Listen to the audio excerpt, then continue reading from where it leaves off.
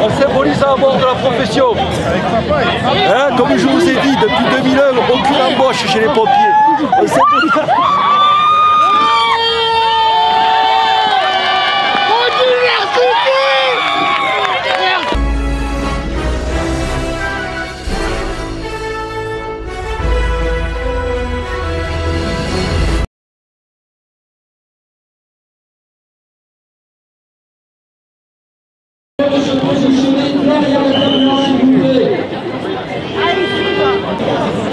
Bon, je te laisse.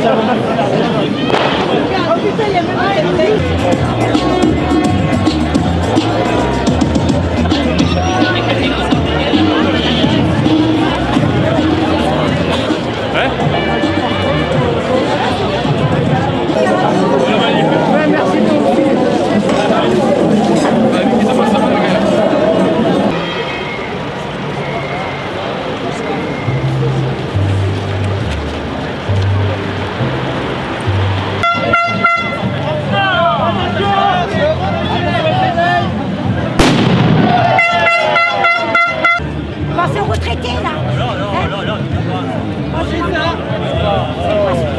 serrez à droite s'il vous plaît là.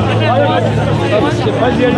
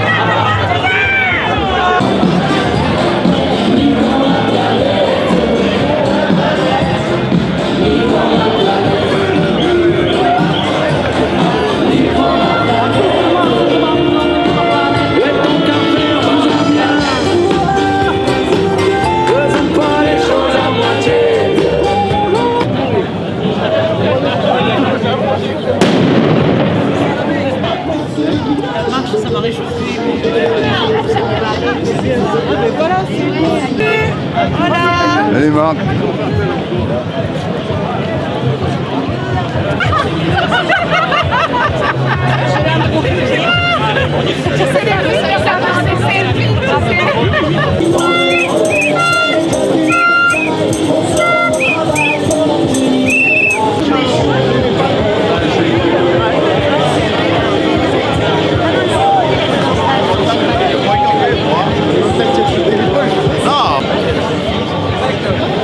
Et sur Romain.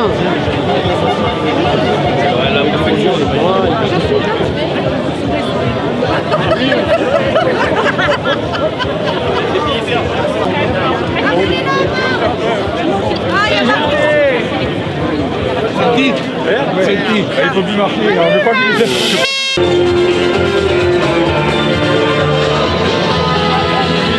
ça envoie du lourd.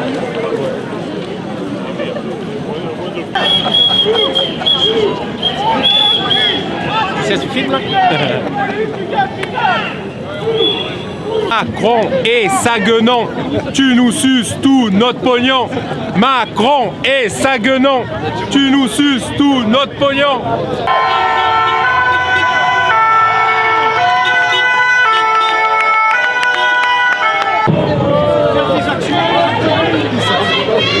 Ils sont mongols, il faut les mettre dessus. Dans les pieds, il faut les mettre. Là, tu ne pouvais pas.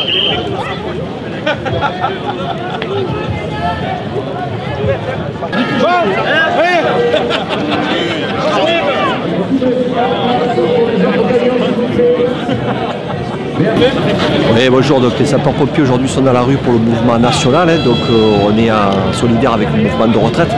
Comme je l'ai expliqué plus tôt dans la matinée à un de vos collègues, les sapeurs-pompiers surcotisent tous les mois, hein, donc ils payent chèrement le droit de partir 5 ans avant la retraite. Aujourd'hui, ce droit est remis dans la balance, à savoir que pour des gens comme moi qui avons cotisé 25 ans, rien ne nous dit que pour autant on va nous rendre l'argent qu'on a surcotisé ou bien on aura droit de 5 ans de retraite. Donc c'est purement des méthodes de mafieux, hein. L'État entre guillemets nous a mis à la bande. Aujourd'hui on ne sait même pas si on aura droit à ce qu'on a surcotisé. D'autre part, la retraite par points aujourd'hui, on sait ce que c'est, puisqu'on a 20 ans de recul avec la Suède, qui l'a mis en place il y a 20 ans. On se rend compte que les Suédois ont perdu un tiers de leur retraite, donc ils n'ont rien gagné. Nous, ce qu'on nous propose aujourd'hui, c'est de tout perdre, et bien évidemment, on est solidaire avec le mouvement. Par ailleurs, il faut savoir que les pompiers du département sont en grève, et même au niveau national depuis le mois de juin. Donc ça, c'est aussi pour des revendications plus départementales, on va dire, mais la quasi-totalité des départements de France sont en grève pour des problèmes d'effectifs. Il faut savoir que dans le Vaucluse, depuis 2000, quasiment 20 ans, on n'a pas recruté un sapeur-pompier professionnel, hormis pour remplacer les départs à la retraite. Donc les interventions ont doublé et on a toujours le même effectif depuis 20 ans.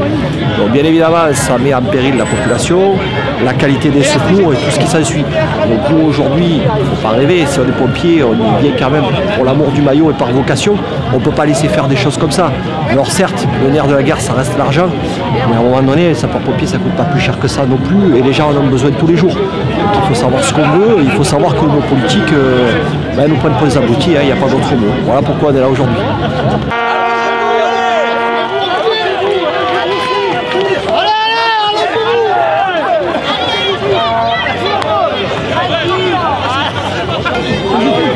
On symbolise à mort de la profession. Hein, comme je vous ai dit, depuis 2001, aucune embauche chez les pompiers. On symbolise...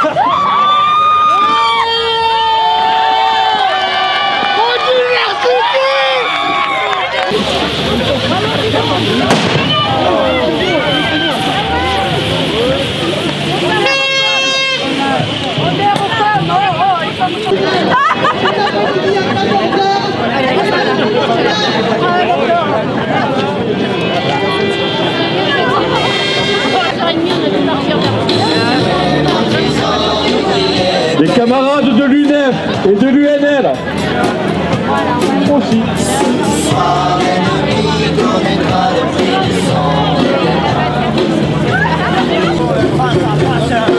On va rester motivé quand les soirs passent.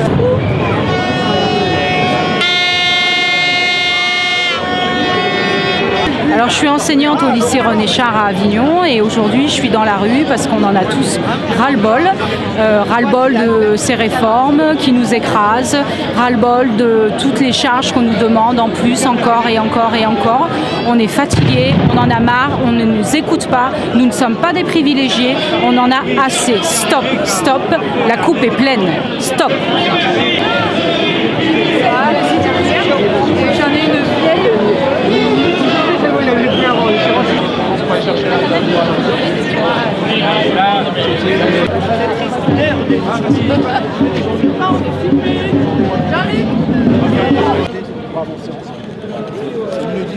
Pourquoi vous êtes dans la rue aujourd'hui, monsieur ?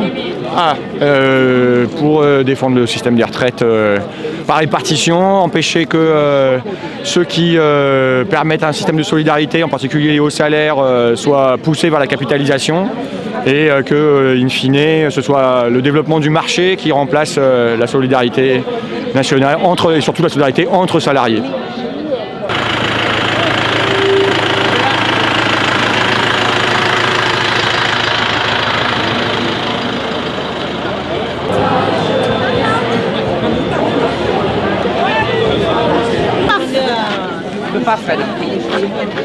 Dis quelque chose, toi.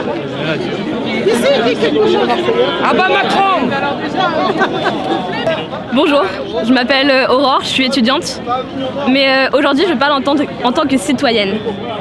Le texte que j'ai ici ne porte pas de revendications précises, mais il dénonce un contexte global. Emmanuel Macron, Bernard Arnault, vous connaissez tous ces noms, et pour cause. Ils sont les plus grandes fortunes de ce monde.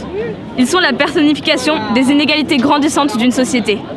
Ces quelques individus sont la matérialisation ostentatoire des déséquilibres d'un système en bout de course. Ils ne sont pas seulement l'effarante preuve de fortunes dépassement l'entendement, non, ils sont bien plus. Ces fortunes sont la dramatique mise en lumière d'une pauvreté incessamment grandissante. Vous vivez dans un monde où des richesses pharaoniques s'étalent aux yeux des indigents. Vous vivez dans un monde où l'on meurt massivement dans l'ombre pour offrir en sépulture à quelques-uns des sarcophages d'or et de turquoise. Vous vivez dans un monde où des pyramides faramineuses de dividendes sont érigées au prix de la sueur et du sang de millions d'anonymes. Mais aujourd'hui, ce monde vacille. C'est à bout de souffle que les foules, épuisées et meurtries, maintiennent encore la cadence effrénée d'une croissance sans fin. Mais la croissance peut-elle réellement être infinie? Les mécanismes en place poussent tant à l'accroissement des inégalités qu'à une exploitation sans cesse plus rude des travailleurs. Certains se complaisent dans leur cotage luxuriant, quand d'autres périssent dans des asiles de nuit. Mais déjà, partout, l'indécence de la misère inonde les rues de contestataires.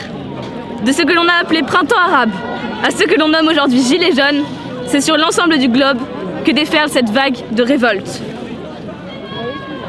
De la dichotomie d'un monde où certains ont trop et d'autres pas assez, découle une instabilité des plus profondes, à laquelle s'ajoute une injustice sans pareille. Les empires économiques d'aujourd'hui ont pour fondation l'inégalité. Ils semblent s'élever vers une stabilité qui n'est qu'éphémère, et la fierté qu'ils en tirent est illusoire. Déjà, ils vacillent, et quiconque les regarde en face sait qu'ils ont l'effondrement pour seul destin. L'heure n'est plus au sauvetage. Il est vain d'encore tenter de consolider un monde dont la destruction est inéluctable. Il nous faut désormais penser demain. La question n'est plus aujourd'hui de savoir comment réformer un système décadent, mais bien quoi mettre en place après sa chute. Nous devons être les architectes de notre avenir. Il est de notre devoir de penser, dès maintenant, au futur que nous voulons reconstruire sur les ruines de notre présent. On lâche rien, on lâche rien.